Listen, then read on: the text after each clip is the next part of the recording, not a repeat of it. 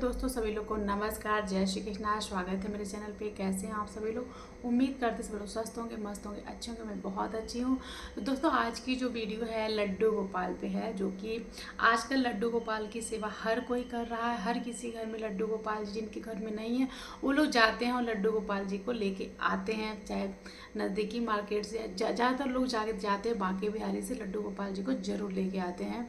और मैं भी लड्डू गोपाल जी की सेवा करती हूँ। मुझे बहुत ही विश्वास है लड्डू गोपाल जी पे, और मुझे पूजा पाठ में मुझे बहुत ही भरोसा होता है। मैं बहुत ज़्यादा ये नहीं कहूँगी मैं बहुत पूजा पाठ करती हूँ, लेकिन हाँ, जितना भी करती हूँ मतलब मुझे लगता है कि हाँ, भगवान जी, मैं उनके अलावा किसी को, कहते हैं ना कि इंसान अकेला अगर है तो कहते हैं दुनिया साथ छोड़ देगी, लेकिन अगर आपको प्रभु पे विश्वास है तो प्रभु आपका साथ कभी नहीं छोड़ेंगे। बस आपको विश्वास होना चाहिए, भगवान में, पूजा पाठ में विश्वास होना चाहिए। तो चलिए वीडियो स्टार्ट करते हैं। और ये जो बहुत ही सच्ची घटना है जो कि मैं आप लोग के सामने लेकर के आई हूँ, वीडियो को पूरा वॉच करिएगा, बिना स्किप के वीडियो को देखिएगा। जितने नए लोग हैं चैनल को सब्सक्राइब करके बेल आइकन को प्रेस कर लीजिएगा, ताकि आप लोग को मेरे वीडियो की नए नोटिफिकेशन सबसे पहले मिल जाया करे। तो चलिए वीडियो स्टार्ट करते हैं। तो जो कहानी है, जो सच्ची घटना मैं लेकर के आई हूँ दिल्ली शहर में एक सुनैना नाम की महिला रहती थी, और उनका एक बेटा था। वो सुनैना जी जो थी बहुत ही पूजा पर विश्वास करती थी, मंदिर जाना आना, पूजा पाठ करती थी। ऐसे ही समय बीतता चला जाता है, अच्छा सुखमय जीवन व्यतीत होता है। फिर अचानक उनके जीवन में घटना घटती है, जो कि उनके पति का देहांत हो जाता है। देहांत हो जाता है, बहुत होता है ना, एक पति का जाना कितना एक औरत के लिए पति का चले जाना बहुत ही पहाड़ टूटने जैसा दुख होता है। जो कि इसका पति का चले जाना एक महिला के लिए बहुत ही कष्टदायी जीवन होता है। तो वो बस उसके बाद बहुत अकेली हो जाती है। एक बेटा होता है जो कि बड़ा हो जाता है, पढ़ाई करने के लिए बाहर चला जाता है। बिल्कुल अकेली सी हो जाती हैं, छोटे से घर में रहती हैं, पूजा पाठ करती हैं। बाहर जो अगल बगल की महिलाएं होती हैं उनके घर में जैसे कोई भजन कीर्तन हो रहा है, उनके साथ मंदिर जाना आना अपना जाती आती रहती हैं, मन को बहलाती हैं, बिल्कुल अकेली सी हो जाती हैं। लेकिन वो भगवान जी को तो बहुत मानती थी कि उनके घर में लड्डू गोपाल जी की कहानी, उनको कुछ नहीं पता, लड्डू गोपाल जी की महिमा के बारे में उनको कुछ नहीं पता था। एक बार बहुत ही दुख निराश थी, दुखी थी, होता है मन दुखी हो जाना। तो एक पड़ोस की महिला से ऐसे बात कर रही थी कि मेरा मुझसे होता है ना, बता रही थी कि अपने बहुत अकेली सी हो गई, अच्छा नहीं लगता है, बहुत अकेलापन सा लगता है। तो वो महिला उनको बताती है लड्डू गोपाल जी के बारे में कि बहन, आप लड्डू गोपाल जी को लाओ और उनकी सेवा करो। आपको कभी भी जब जो भी आपका जीवन है, आपको कभी अकेला फील नहीं होगा। आप बस उनकी सेवा करो। अब बताती हैं लड्डू गोपाल जी के बारे में। तो वो जो है जाती हैं बांके बिहारी, जो महिला उनको बताती हैं, तो उन्हीं के साथ में सुनैना जी भी बांके बिहारी जाती हैं, और वहाँ से छोटे से लड्डू गोपाल जी को लेकर के घर आती हैं। फिर उनकी पूजा करती हैं, सेवा करती हैं। उनका मन भी अब बहल जाता है, उनको पता ही नहीं चलता है कि सुबह से शाम हो जा रही है, रात से सुबह हो जा रही है। बिल्कुल भी अपनी पहले से बहुत परिवर्तन हो जाता है उनके जीवन में। लड्डू गोपाल जी की खूब सेवा करती हैं। बेटा तो बाहर रहता है, छोटा सा घर होता है, तो अपना सेवा करती हैं और नियमित अपना कार्य को कर रही हैं। फिर उसके समय निकलता जाता है। फिर उनका बेटा जब बाहर से आता है, पढ़ाई करके आता है, ज़्यादातर होता है बच्चे की हाँ शादी नहीं हुई तो ज़्यादातर बच्चे दोस्तों से बाहर खाना खा लेते हैं। तो सुबह का नाश्ता वास्ता कर लेता था, तो ज़्यादा उनको ये नहीं था कि मुझे प्याज लहसुन बनाना ही बनाना है। तो वो अपना कुछ भी नाश्ता बना के बिना प्याज लहसुन का अपने बेटे को नाश्ता वास्ता करा। ज़्यादातर वो शाम को खाना खा के बाहर से ही आते थे। वो अपने माँ के पास ही रहते हैं, जॉब लग जाती है। फिर वो जॉब से जब आते तो बाहर अपना कैंटीन से खाना वाना खा करके आते, सुबह नाश्ता वास्ता करके चले जाते हैं। तो कभी भी वो सुनैना जी को ये नहीं लगा कि मुझे प्याज लहसुन का भोजन बनाना चाहिए। प्याज लहसुन खाना बना नहीं होता, लेकिन जहाँ भी लड्डू गोपाल जी विराजमान है, तो अगर छोटा सा घर है तो होता है ना कि यहीं पे हम लड्डू गोपाल जी को, भगवान जी की पूजा कर रहे हैं और प्याज लहसुन का तड़का दे रहे हैं, क्योंकि उनका बहुत छोटा सा घर होता है। फिर एक टाइम बाद बेटे की अच्छा रिश्ता आता है, बेटे की शादी हो जाती है। ठीक है, बेटे की शादी हो जाती है तो 2 कमरे का घर होता है, किचन होता है। तो अब क्या करें, एक कमरे में सुनैना जी होती है, एक कमरे में बेटा होता है। तो वो क्या करती हैं, लड्डू गोपाल जी को कहाँ रखे, बहुत परेशान सी हो जाती है। फिर लड्डू गोपाल को एक स्थान देती हैं अपने रसोई घर में। लड्डू यहाँ से बातें शुरू होती हैं, जो भी घटना घटित उनके घर में यहाँ से शुरू होती हैं।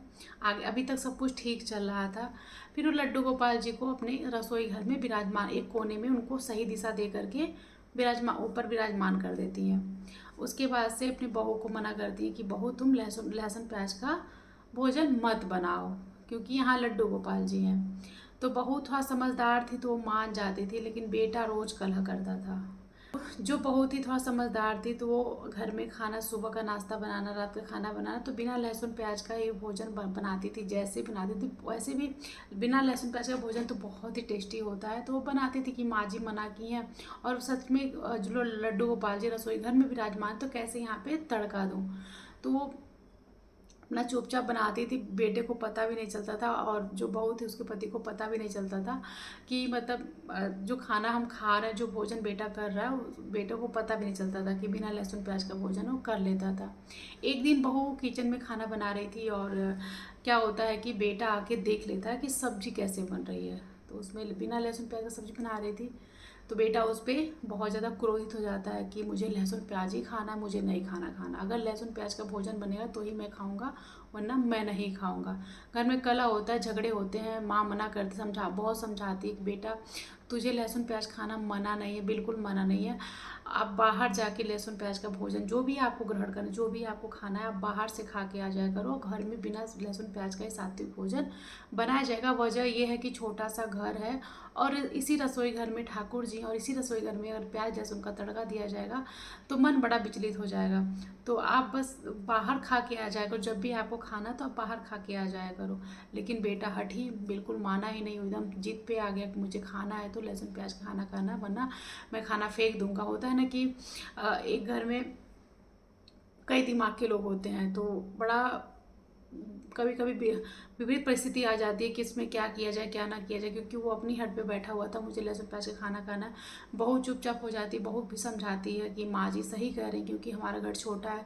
माँ बोलती जब हमारा अपना बड़ा घर हो जाएगा तो उसमें दिक्कत नहीं होगी, ठाकुर जी का एक स्पेस हो जाएगा, जगह दे दिया जाएगा, तो उसमें क्या है कि हाँ हम किचन रसोई घर में कुछ भी बना के खा, मतलब प्याज लहसुन आप बना के खा लेना, ठीक है, कोई दिक्कत नहीं है। लेकिन अभी जो है बहुत दिक्कत चल रही, ठाकुर जी उसी रसोई घर में रहते हैं। बहुत समझाती है, लेकिन जो है बेटा माने तो माने क्यों, बिल्कुल नहीं माना। उसके बाद से बहुत कलह हुआ, बहुत कलह हुआ। लास्ट में अब बहू जो, माँ ने कुछ कही नहीं, माँ चुपचाप हट गई। उसके बाद से बहू जो है लहसुन प्याज का भोजन बना, मतलब अब करे तो क्या करे माँ चुपचाप लड्डू गोपाल जी को, जहाँ माँ सोती हैं जिस कमरे में, अपने कमरे में, वो लड्डू गोपाल जी को ले जाके विराजमान कर दी। लेकिन मन में था ना कि लड्डू गोपाल जी का जो घर है, रसोई घर में ही तो हम बनाए हैं, लड्डू गोपाल जी जहाँ स्थापित है वो रसोई घर ही तो है। भले हम लड्डू गोपाल जी को कमरे में लेके आए, लेकिन वो लड्डू जी को कमरे में लेके चली जाती हैं।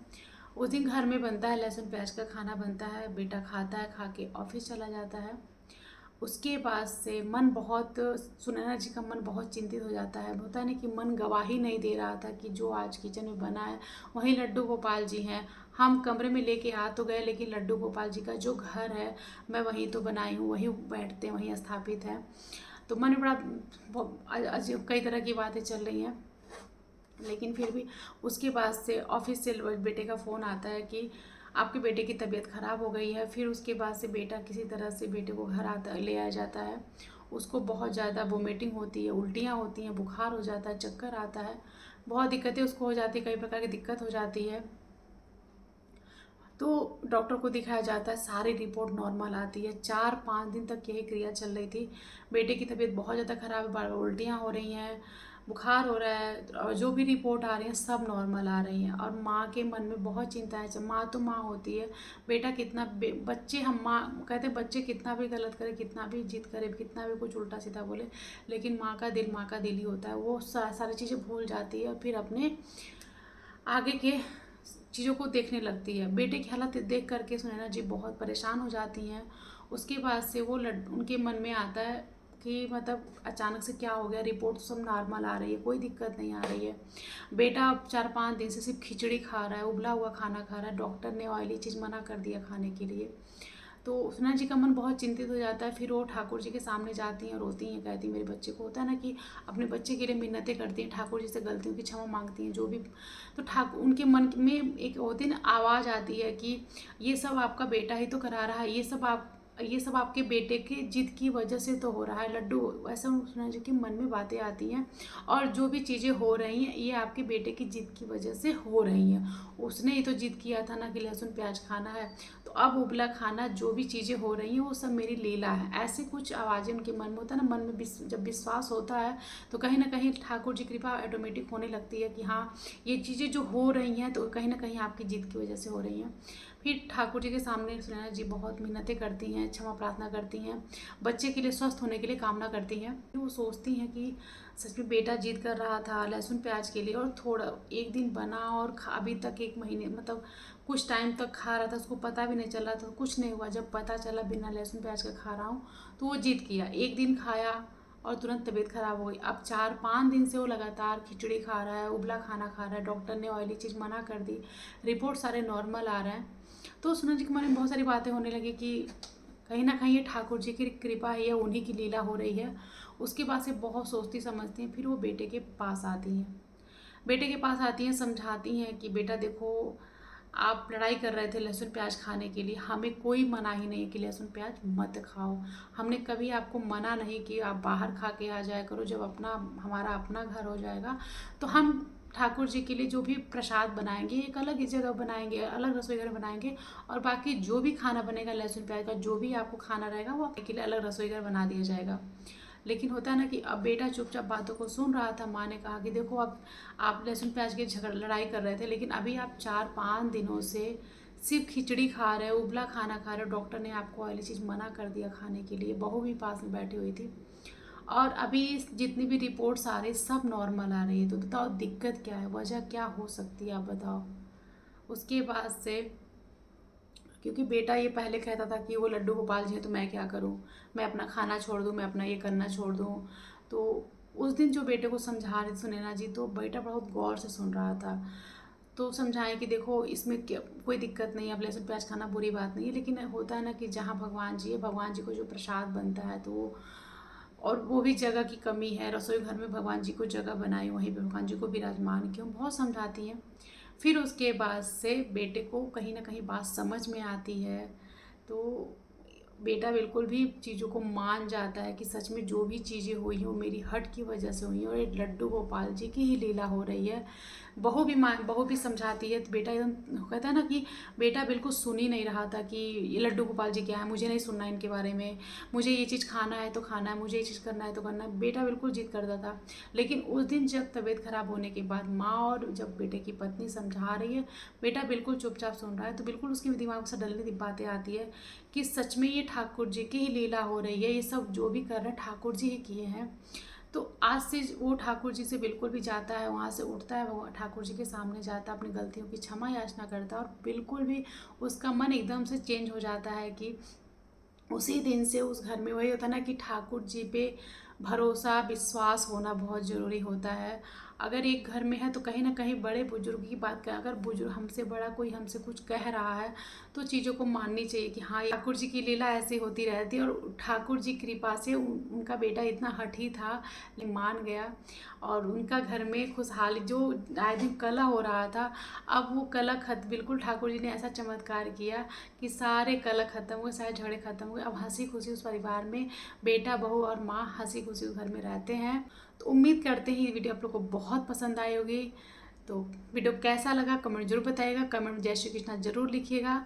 तो इसी के साथ में इस वीडियो को यहीं एंड करते हैं, मिलते हैं आप लोगों से एक नए वीडियो के साथ में, तब तक के सभी लोग को जय श्री कृष्णा, राधे राधे।